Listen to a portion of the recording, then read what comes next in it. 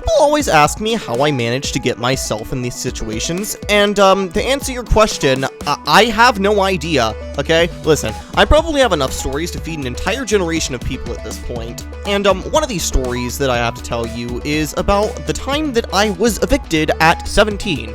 Now, I know what you're thinking. Trilad, how did you manage to get yourself evicted as a teenager? And to that I say, the mother.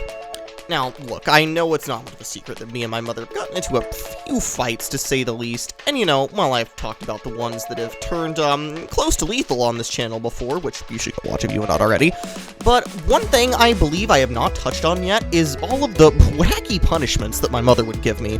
You know, believe it or not all of them ended in death. I mean, if they did, I probably wouldn't be here anymore. But, most of them really end in something that is, you know, still cruel, but far more creative than your average parenting gig.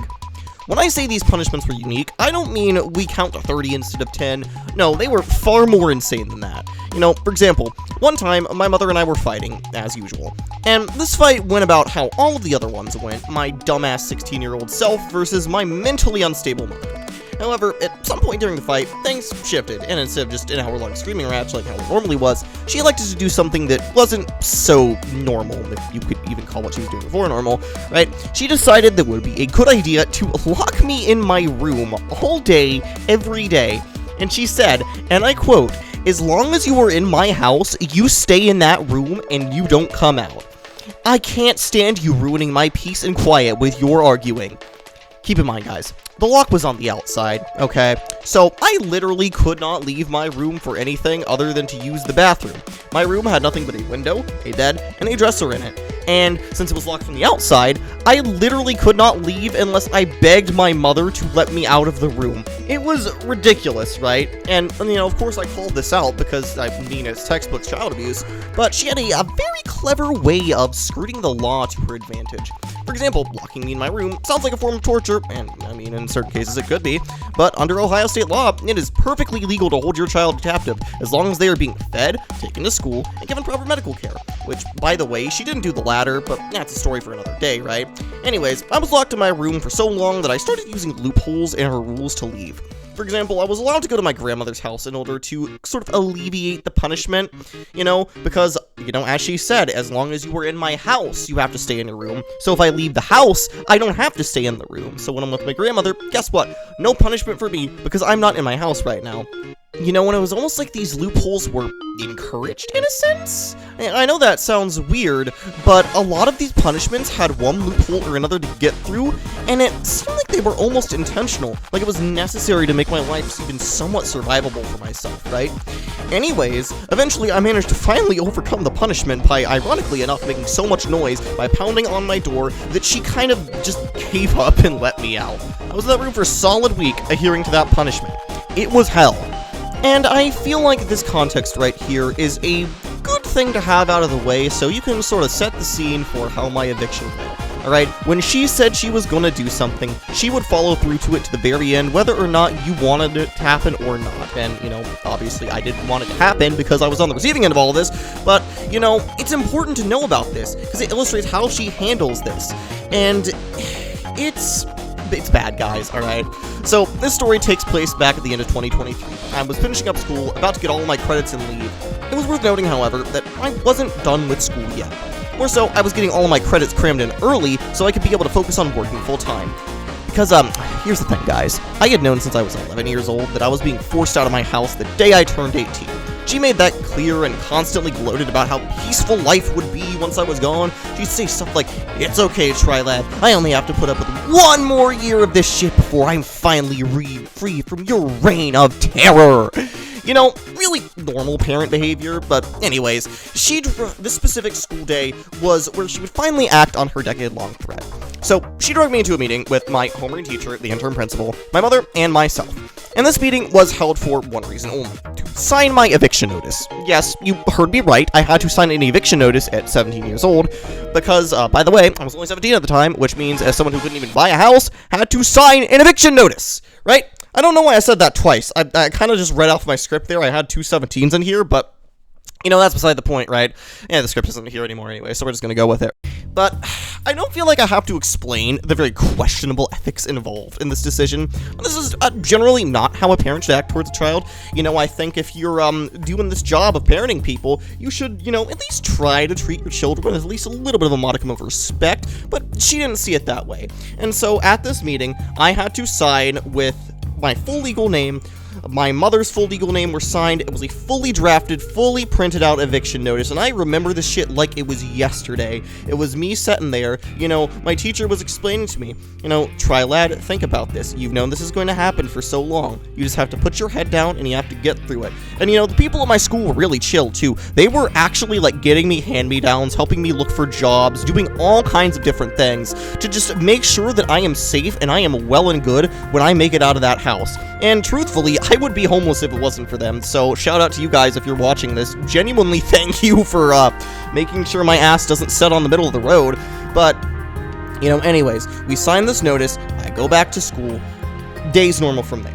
And over these next couple of weeks, it was all anticipation.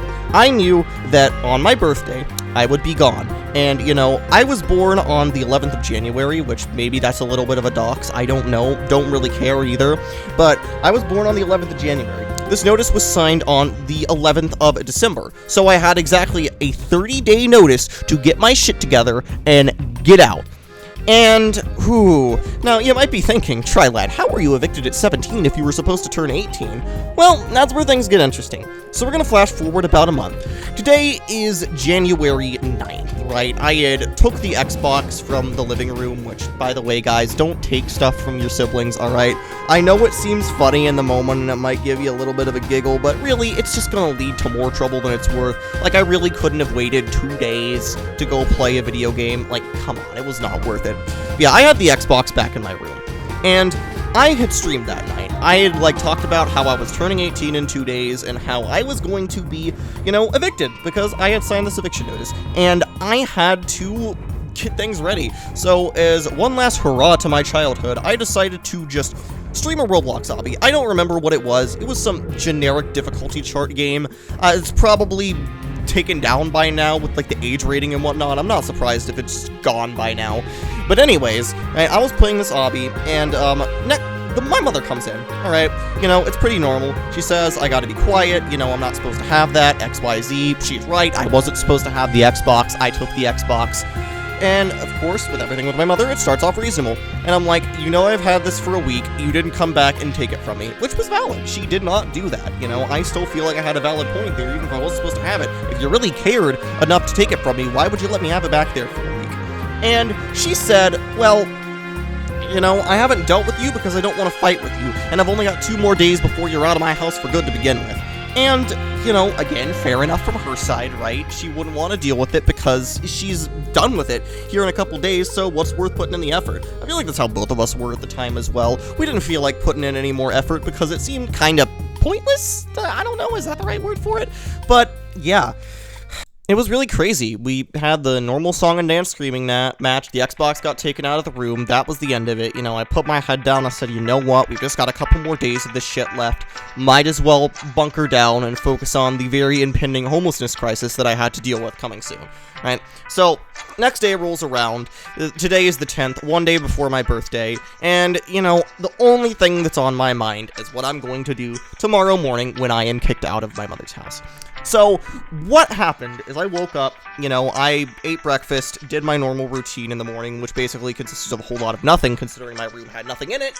But, I used my sister's Chromebook that I smuggled. Again, don't smuggle your siblings' electronics. It's not worth causing this much trouble. Again, it was really one fucking day I had to deal with at this point. But, I took my sister's Chromebook so I could keep in contact with my friends, because if you've watched the last story, which, again, link at the top right, if you have not already, you will know that my mother did not let me have electronics ever since I was, 15, because I took some videos of her. She really didn't like it. Again, go watch that story, it'll give you more context. But the TLDR of that is that I had videos of her confessing to a lot of crimes that could have got her a serious amount of prison time, and she tried to kill me for it, and took the phone and broke it. It was very depressing. I wasn't even so mad about the attempt on my life. I was more mad about the fact that I lost the stuff on my phone, because let me tell you, boys, that hurt.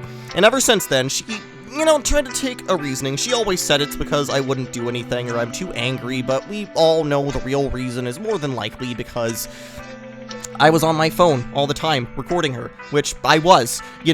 My most recent time I've been over there, I'm pretty sure I was recording something then too. Anytime I get a chance, I'm recording something. Is it dangerous? Absolutely, but, you got 2 little kids over there, what are you supposed to do? You gotta try to help them out. But back on topic. I was not allowed to have electronics, so I took my sister's Chromebook, and I was telling everybody that, tomorrow is the big day. I gotta get ready for the show, so to speak. And that rest of that day was all anticipation. Waiting. And I knew that I had at least one more day of normalcy before the hellstorm kicks in, right? Unbeknownst to me, my mother was not in a good mood today, as she never is. So, comes around 6 p.m., dinner time, right, we're eating, and her and I get into a fight. I talk about how she's a big bitch for kicking me out on the side of the road, having nothing else to do, which, again, I'm pretty sure that what she did isn't even, legal, by the way, because I'm pretty sure I looked into laws for it before I recorded this video, and I'm, almost 100% positive that in the state of Ohio, if I'm still enrolled in school, not, I'm in school, but if I'm enrolled in school, I have to be able to, stay at my mother's house. So what she did is illegal. I mean, that's not going to stop her. She's gotten away with it for so much for so long at this point. Who's going to care, right? But, and, me saying this, I should have known that something bad was going to happen just because of our history together, but I thought, because it was last day, she wouldn't care too much, that it wouldn't have mattered. She took this too literally, and she got up, and she said, "Try lad, get out the house. Right now. Go. Get your stuff. You're leaving. You're going to your grandmother's place." I'm like, "What? You can't do that. I'm still 17. She's like, "Nope, I don't care. Get out now. I'm so done with you. It's only one more day. What are they going to do to me? Get out. Now. Go." And so I was very scared. I was crying, desperate, and then she, makes me get my stuff together. Middle of the day right now, by the way. Evening time, just having dinner. And she made me get my stuff. I had to grab a bag of stuff. And I got driven over to my grandmother's house, and the whole way she was talking about, "Look at this, do you remember how we used to do this, Trilad? Do you remember how we used to walk down the street together?"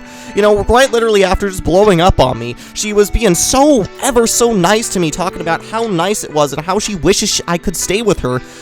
Bitch, you just kicked me out of your house. Now is not the time to be going happy-go-lucky, sappy-feely about how much you want me to live with you, because that's just not right. I'm sorry. You're telling me that you feel bad, and you're doing it anyways, right? I'm gonna have to just take a little bit of a grain of salt with that one. But yeah, I had to go to my grandmother's house, and I wasn't allowed to go home.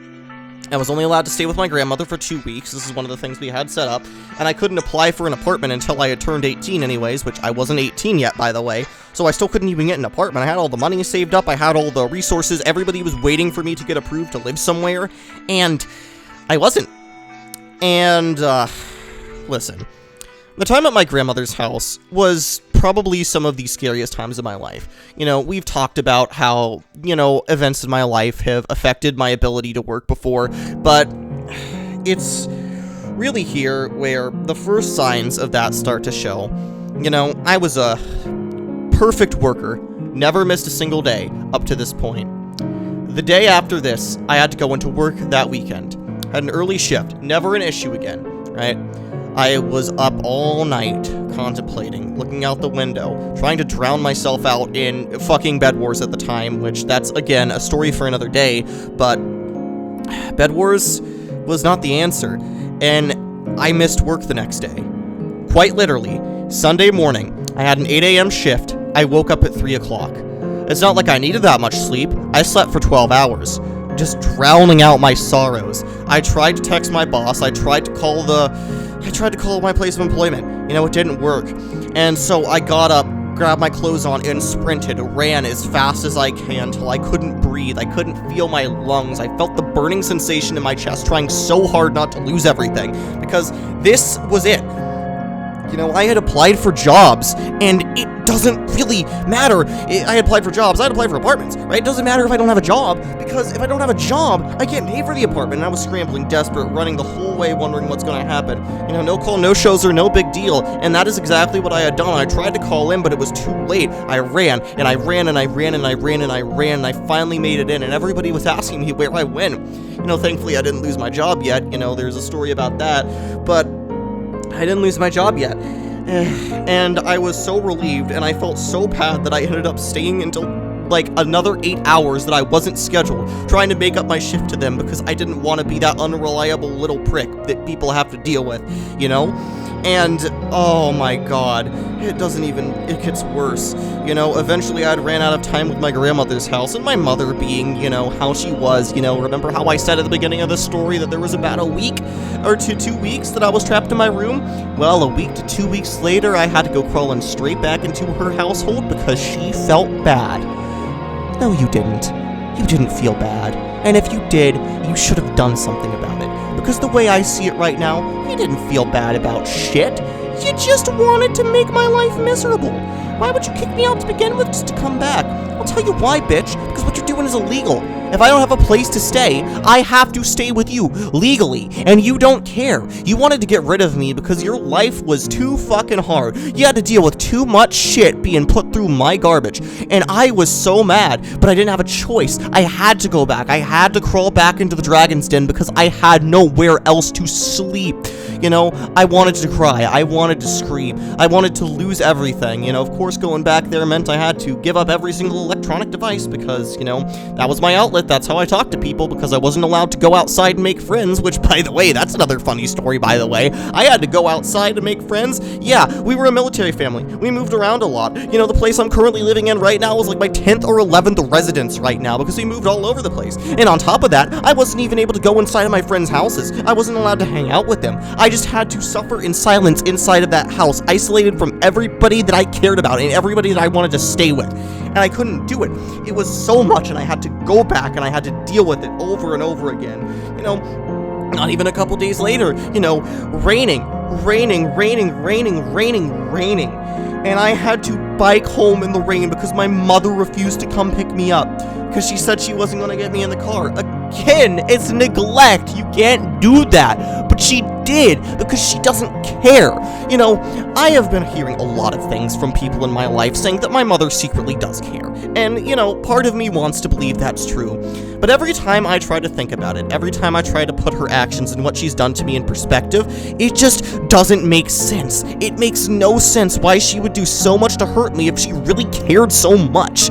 You know, you think these people care about you, and then they go around and they do this shit to you, making your life miserable. I come home walking in the door soaking fucking wet, not able to do anything except for scream and cry and loathe in the agony of what I've had to do.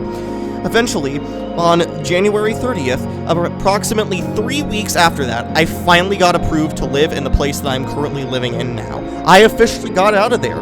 This was the bookend to that story. Ever since then, I have never went back to stay with my mother for any extended period of time whatsoever, only going back over there for the occasional dinner so I can see my siblings and to give her money for the phone bill that I'm currently paying for. Which, you know, by the way, Mom, if you're watching this, don't cancel my phone, okay? You can't do that yet because I still have already paid you for this month, and you won't be able to cancel it till next month unless you want, you know, that to be illegal. I don't think it's illegal, actually. I think she can cancel it whenever she wants, but it would be a dick move, so don't do that, by the way. But I got out, and things are looking much better for me now. And, you know, a lot of people ask how I make it through this, you know, especially after the last video where my mother tried to kill me, followed with the PDF allegations, and now the eviction. You know, people are going to be asking, Trilot, how do you do it? How do you put up with so much garbage in your life? And, well, the answer to that is optimistic pessimism. You know, nobody watched my last video that I had made, by the way, so if you hadn't, I guess go watch that. It's actually something that's not a life story and give you insight into my actual personal views on the world. But to cut a long story short, the pessimistic optimism is something that I rely on greatly. You know, I'm probably never going to be able to make anything out of my life. This YouTube shit is a pipe dream, okay? This is not happening. I do it because, you know, I want to share my stories with the world. I want to help y'all feel better about things. I want to make it so your lives feel like you have some meanings. You know how many people, especially on that one video, because I guess I'm known for one fucking video, right? That one video, how many comments I get from people, how many people come out of their way to see me, to share their stories of how relatable it is and how much they can relate to this story that helped them and made them feel like they're not alone. This is what I live for. I live for helping others, and having this ability to have any kind of an audience, I will be uploading until the sun explodes, because I love being able to help people. I love being able to share these kind of stories with you. It is intoxicating. It is amazing to know that no matter what happens, no matter how hard things might seem, you can do anything. No matter what you think that's happening in your life, no matter how much shit you're going through, there's always a light at the end of the tunnel. You know, I could have given up so many times in my life, you know, especially during the homelessness. You know, maybe homeless at 17 is a bit clickbaity, but it's true. I didn't have a home. You know, I was hopping from place to place, trying to figure out where my next meal was going to be, trying to figure out how I was going to live. It was one of the most stressful times in my life, and knowing that I came out on the other side of that unscathed is incredible. It makes me feel like I can really overcome anything, and it's relieving. You know, I hear so many people, to bring it back again, you know, I hear so many people asking, how do I deal with it? And, you know, my advice to you, if you're in a situation like this, you know, I can't just say go get help, because a lot of times it's not safe to go get help when you're in situations like this.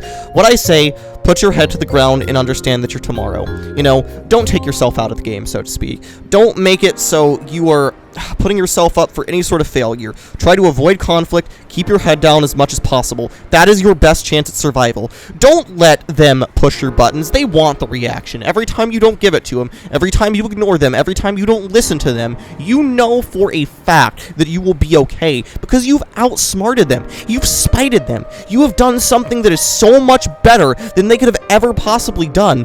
Their biggest weakness is knowing that they can't control you, and it eats them alive inside, knowing that no matter how much they might want to, they'll never really be able to control you. For people like them, it's sickening. They're narcissists. They know that no matter what they do, they can't control you, but goddammit, they're going to try anyways, because they feel like they need to. They feel like they have to make them feel better about themselves. And so, my advice to anybody who's watching this, take things one day at a time. Eventually, you will get out. Eventually, you will finally reach the ceiling. You'll climb that ladder to your success, and you will find a way out of the hole you're trapped in. It's not going to be easy. It's going to be a very long and perilous climb, but I promise you, no matter what, you will find that ladder. No matter what tries to shoot you down, no matter what tries to keep you out of the game, you will find a way to fire back. You will keep your head in the game. You will live, you will aspire, and you will prosper to be something so much more than you are right now. It really does make me feel a bit fuzzy inside. You know, all of the battles, the back and forth, the multiple people ganging up on you, the dash, the mad sprint for survival, wondering how you're going to make it out of life, all the destruction around you, all the fire, and all of the death, it makes you wonder, what's next? And so, with that, I have to tell you, you can't know for sure, but for as long as you were standing, you have to keep trying, because the second you give up, that's when they win. They don't win when they beat you. They don't win when they torture you. They don't win when they keep you down. They don't win with any of their punishments. You want to know how you win? You win by climbing that fucking ladder. You win by ascending to the top of that fucking hole that they have dug for you. Rung after rung after rung, step after step after step, glance after glance after glance. No matter how much you might want to hop off that ladder, no matter how much you might look down below you and wonder where you're going, you've got to keep climbing, man, because there is a light at the end of the tunnel. One day you'll surface, and you will find the lights guiding you back home. And with that, my name is Trilad. Thank you all for 1,000 subscribers. Yes, this is a really funny story to tell, actually. We just hit 1,000 at the time of me uploading this. So, thank you. Genuinely. And, you know, that's about it for me. Join the Discord, link in the description. Make sure to subscribe to the channel if you've not already. Leave a like on the video and comment. Tell me down below what you think about things. And with that, my name is Trilad. have an awesome day or night, and I will see you all next time. Bye-bye, guys.